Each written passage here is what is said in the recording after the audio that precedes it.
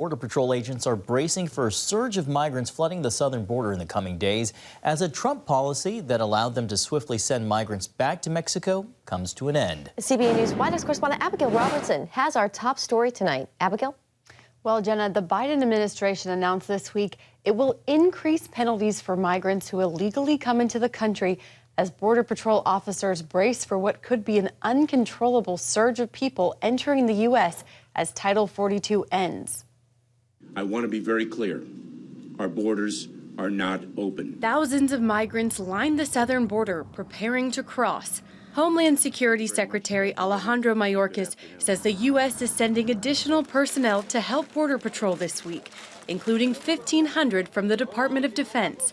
His message to those planning to come to the U.S. is this: smugglers care only about profits, not people.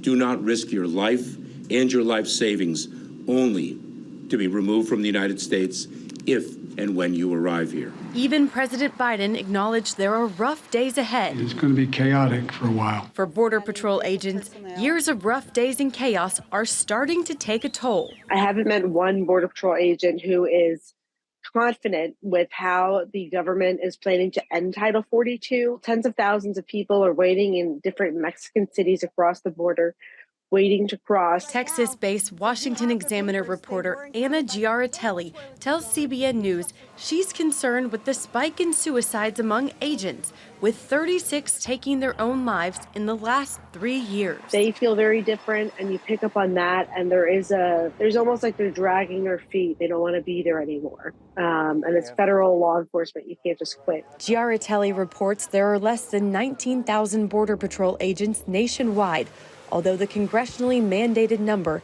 is 19,555. You know, frankly, what I'm hearing from Border Patrol agents is they're past expecting any change. They're past expecting, they don't expect help. I think they're really downtrodden.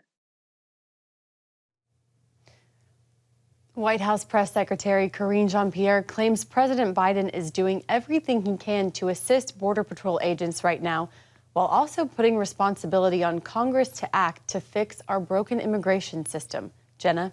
Abby, Border Patrol agents we know struggled with low morale even before all of this chaos this week. What's been the president's response to that? Well, I asked the White House press secretary about this today, and she really, she said that they're doing everything they can. They're sending the surge of personnel for this week in particular, as they're expecting just a surge at the border. And when I asked her about it, here's what she said. What is President Biden doing to show America's frontline police that he hears them and that he cares about the unprecedented issues they're facing? Our hearts go out to those families of those law enforcement members who, as you just stated, took their lives. So look, Secretary Mayorkas spoke to this. He actually lifted up the CBP and said the work that they're doing is truly tremendous. This is why the president has taken this so seriously, making sure that we have troops that go down to the border so that they can give some relief to the CBP.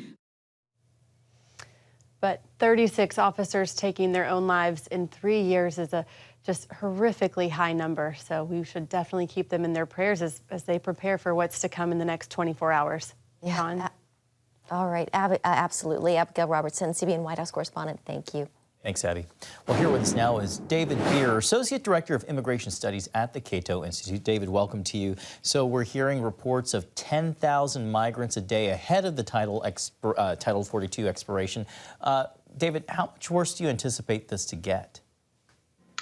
Well, right now we're already in the surge. So this is what law enforcement officials at the border say. It's already here. The arrivals are happening. And the reason why it's happening already is because there is a very significant confusion on the Mexican side of the border about what ending Title 42 means. For many migrants, they think it means that situation for them is going to get worse, not better. And so they hear about people who came last week or the week before and got in. They were able to be released into the United States to pursue their asylum claim. And they're thinking, if I don't get in before midnight tonight, I'm not going to have the same opportunity. So they're not looking at it the way that the U.S. government is looking at it as, oh, when Title 42 ends, we're going to have to process people for asylum. For people on the Mexican side of the border, it seems like now is the opportunity to go. And if you don't go now, you might lose your chance after midnight tonight.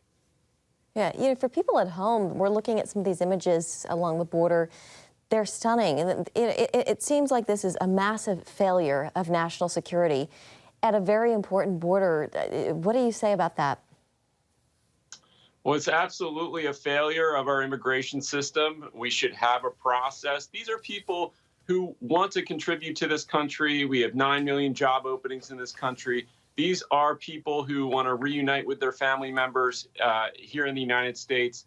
There are legitimate reasons for wanting to come to this country. We just need a lawful way for them to do so, where it's orderly. We don't end up with these violations of the law. We don't end up with people concealing themselves in the midst of many legitimate reasons for coming.